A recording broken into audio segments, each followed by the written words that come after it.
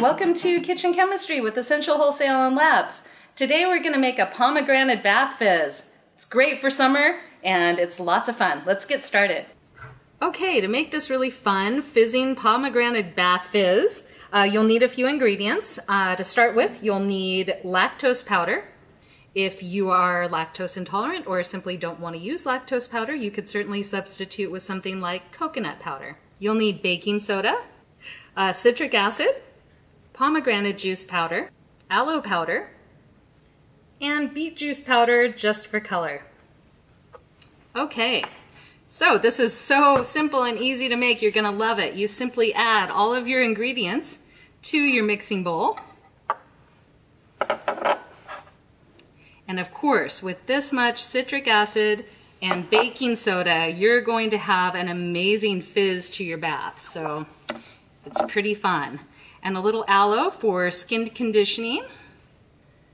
And of course, beet juice powder because it's colorful and beautiful and makes your bath a lovely light pink color. Okay, so to mix it together, you just grab a whisk and make sure you break up those chunks of baking soda. It tends to want to form clumps, and of course you don't want that in your powder. So this is so easy to make and easy to package, easy to sell, no preservation required because there's no water.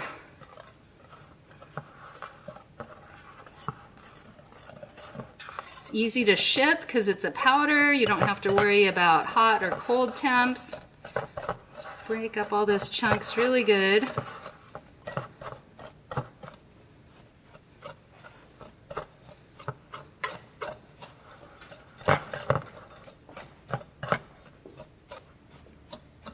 Okay. Okay, I think we have it.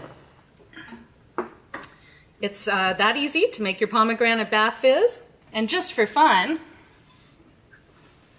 let's add a little to some water so we can see what happens.